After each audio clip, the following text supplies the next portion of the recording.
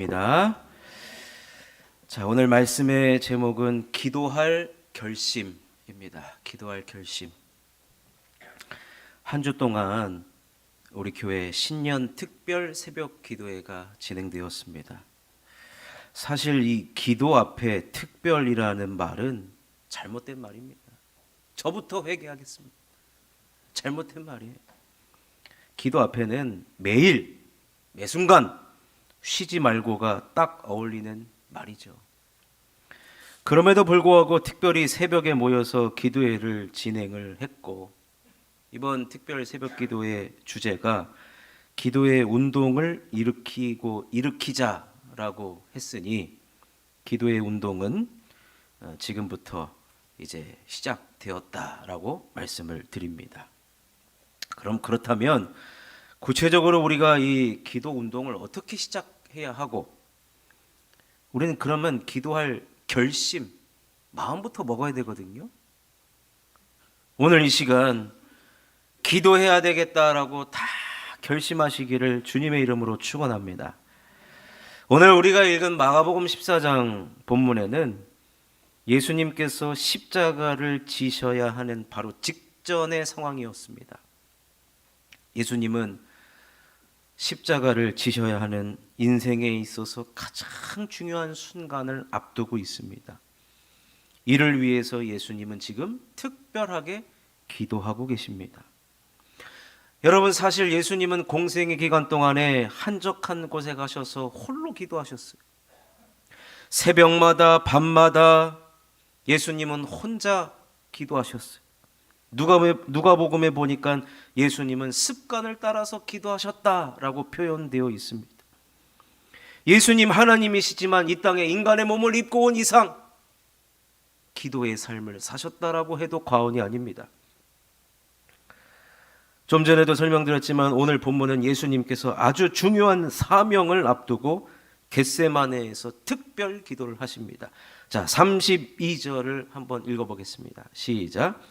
그들이 겟세마나라 하는 곳에 이르매 예수께서 제자들에게 이르시되 내가 기도할 동안에 너희는 여기 앉아 있으라 하시고. 원래 예수님은요, 기도하러 가실 때 혼자 가셨어요. 그런데 특별히 겟세마네 기도하러 가실 때는 제자들 3명을 데리고 가십니다. 3명을 데리고 가신 이유는 무엇이냐? 자, 34절입니다. 34절 읽겠습니다. 시작. 말씀하시되 내 마음이 심히 고민하여 죽게 되었으니 너희는 여기 머물러 깨어 있으라 하시고. 3명의 제자를 데리고 가시면서 그들에게 깨어 있으라, 조금 멀리 떨어지게 해놓고서 이 3명에게 깨어 있으라 그랬어요. 깨어 있으라, 헬라어로 보니까 그레고리라는 뜻은 파수꾼, 경비원입니다. 여러분, 문을 지키는 경비원이, 문을 지키는 파수꾼이 군대에서도요, 여러분, 그 뭐라 그러죠? 군대 그 문을 뭐라 그러죠? 군대 갔다 온 지 하도, 예? 위병소. 우리 김성철 안수집사님 설마 방위는 아니시죠? 현역. 정확한 용어, 위병소. 위병소가 뚫리면 끝나버립니다. 군대에서는. 그 지키는 파수꾼이 얼마나 중요한지 몰라요. 근데 예수님께서 지금 제자들 3명에게 깨어 있으라, 파수꾼 역할을 감당해라, 그렇게 하셨고, 함께 깨어 있으라라고 한 이유는 내가 기도할 동안에 너희들도 깨어서 기도해라. 제자들아, 함께 기도해 주면 좋겠어. 그렇게 말씀하신 것입니다. 그런데 여러분, 예수님이 1시간 동안 기도하고 돌아보니까 제자들이 어떻게 하고 있습니까? 깨어있기는커녕 기도하지 못했습니다. 자, 37절 말씀입니다. 시작. 돌아오사 제자들이 자는 것을 보시고 베드로에게 말씀하시되 시몬아, 자느냐? 내가 1시간도 깨어 있을 수 없더냐? 시험에 들지 않게 깨어 있어 기도하라. 마음에는 원이로되 육신이 약하도다 하시고. 예수님 말씀하시기를 육신이 약해서 기도하지 못했다. 그럼 여기서 우리가 살펴보고자 하는 것은 보십시오. 여러분, 예수님은 기도하셨고 제자들은 깨어있지 못할 뿐만 아니라 기도하지 못했어요. 여러분, 사실 예수님이 공생의 3년 동안 얼마나 바빴습니까? 얼마나 많은 사람들을 만났고 얼마나 많은 사람들의 병을 고쳐줬으며 얼마나 많은 사람들의 귀신을 내쫓았으며 예수님 같이 바쁘게 산 사람이 없습니다. 제자들은 예수님과 함께 동고동락을 하면서 예수님과 생활 패턴이 같았어요. 사실 따지고 보면 여러분, 피곤해도 누가 더 피곤하겠습니까? 예수님이 피곤하죠. 근데 예수님은 깨어 기도하고 제자들은 깨어 기도하지 못했습니다. 어떤 차이였을까? 34절에 그 차이점이 나타나고 있습니다. 다시 한번 읽어보겠습니다. 시작. 말씀하시되 내 마음이 심히 고민하여 죽게 되었으니 너희는 여기 머물러 깨어 있으라 하시고. 이것이 예수님은 기도하셨고 제자들은 기도하지 못했던 것인데, 여러분, 예수님의 우리가 기도를 배워야 하는데, 자, 그럼 예수님이 제자들은 자고 있고 예수님은 기도하셨다. 그 차이는 이 차이입니다. 사명이 있으면 기도할 수 있다는 거예요. 예수님이 지금 마음이 심히 고민하여 죽게 되었단 말이에요. 왜 마음이 심히 고민하여 죽게 되었습니까? 무엇 때문에 죽을 만큼의 지금 고민을 하고 계신 겁니까? 십자가를 지는 사명 때문에 그렇습니다.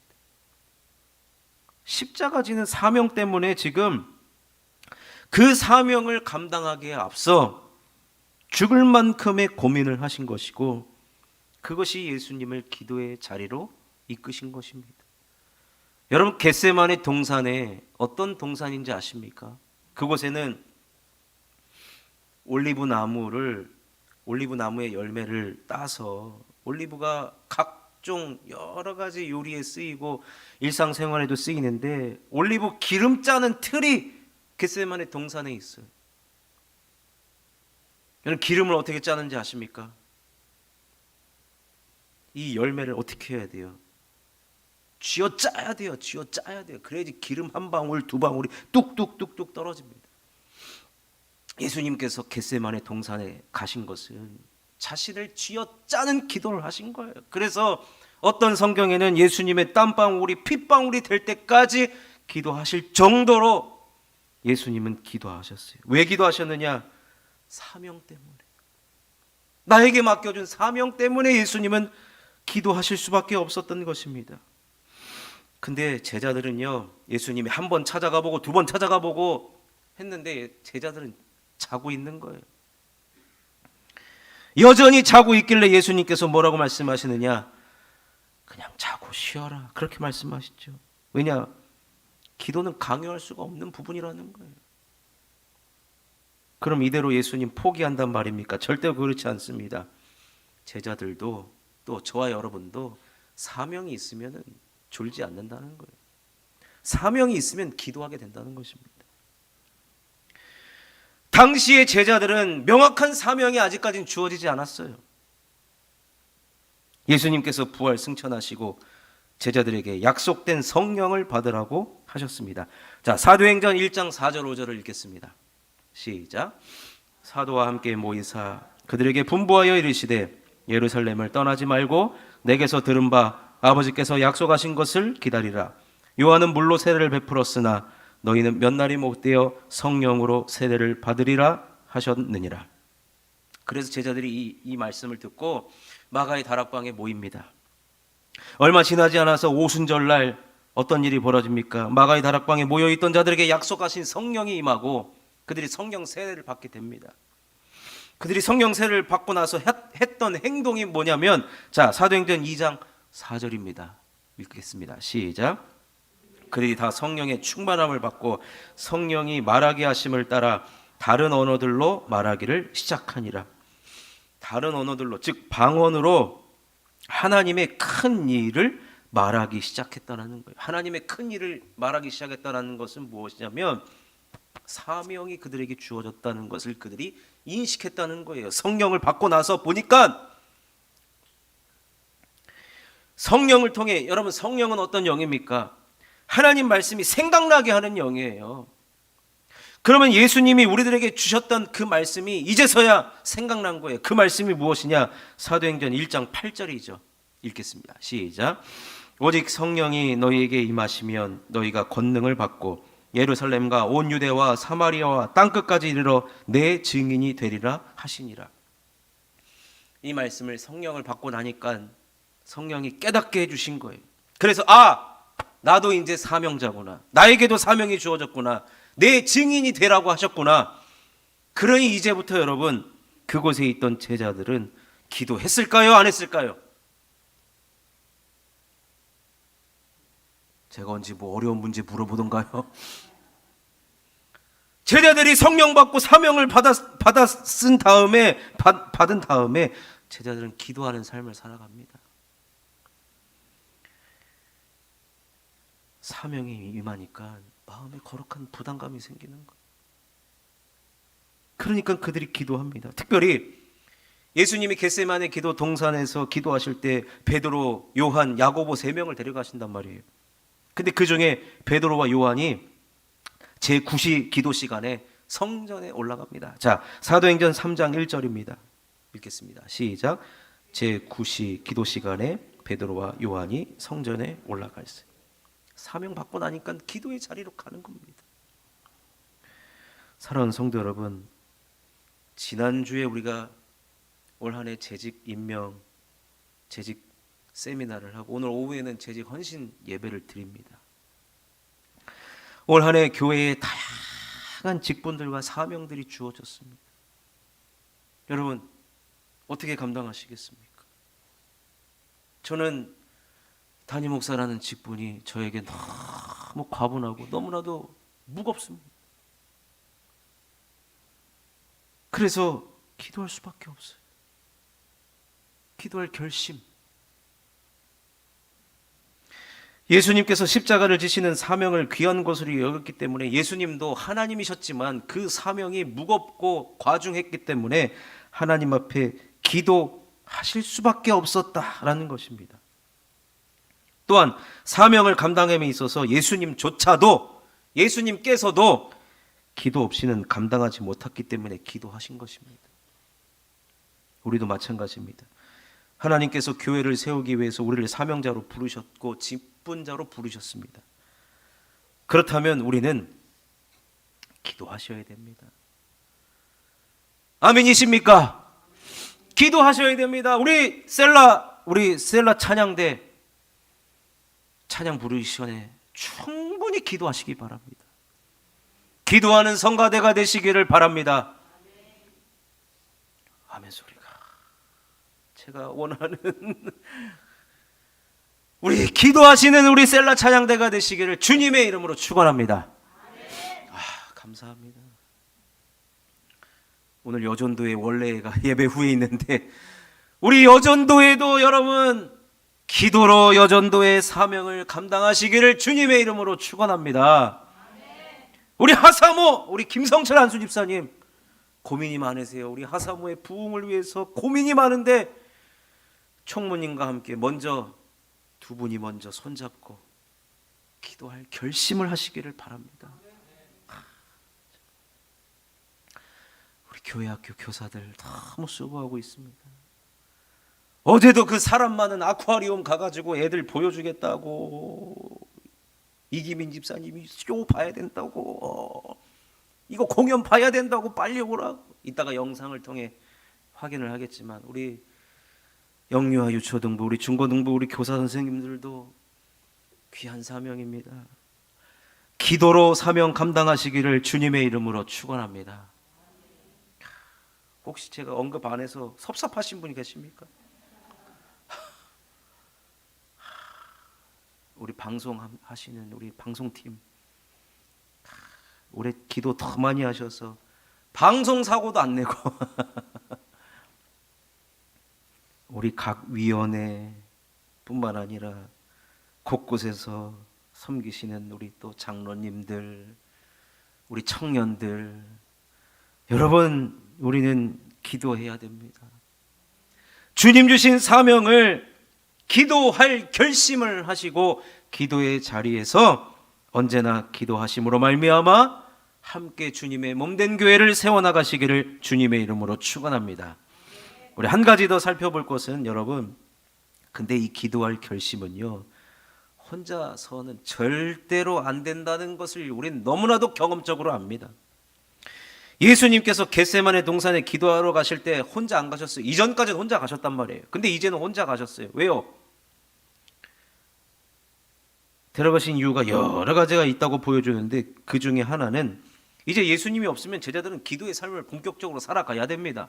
사명이 주어지면 기도의 삶을 살아가야 되는데, 기도는 혼자 할 때보다 함께 할 때 더 큰 효과가 있다는 것을 예수님께서 가르쳐 주시기 위함이기도 합니다.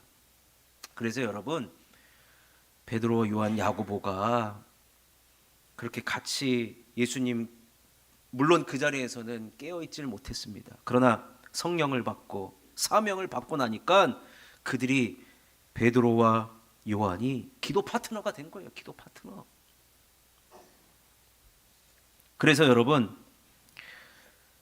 기도 파트너가 있다는 것은 너무나도 중요합니다. 그럼 기도 파트너를 우리가 만들어야 되는데 어떻게 만들어야 되느냐? 여러분, 셀로 묶여져 있지 않습니까? 셀 안에서 이제 여러분, 서로를 위해서 기도해 주는 셀이 되어야 됩니다. 셀원끼리 기도의 운동을 한번 벌여 보십시오. 셀 안에서 여러분, 기도의 운동이 활활 타올랐으면 좋겠습니다. 그러기 위해서는 우리 셀장님들께서 먼저 기도의 셀장님이 되셔야 되고, 무엇보다도 함께 기도해야 지치지 않습니다. 지친 사람이 있으면 끌어서 기도하는 것입니다. 어떤 목사님이 오늘 본문을 가지고 예수님께서 1시간을 기도하셨는데 제자들한테 1시간도 기도하지 못하느냐라고 해가지고 온 성도 1시간 기도 운동을 펼쳤어요. 교회에 와서 1시간 동안 기도하라는 거. 저는 그렇게까지 할 생각은 전혀 없습니다. 그렇지만 이제부터 여러분, 셀 안에서는 기도하는 셀이 되어야 됩니다. 기도 제목을 마음껏 내놓을 수 있는 셀. 내 기도의 제목을 가지고 우리 셀장님이 기도하신다. 우리 모두가 함께 기도합시다. 우리의 건강을 위해서 기도하고, 우리의 맡겨진 사명을 위해서 기도하고. 기도는요, 참 희한한 게, 혼자 하면은 졸아요 하다가 이게 기도하는 건지 이게.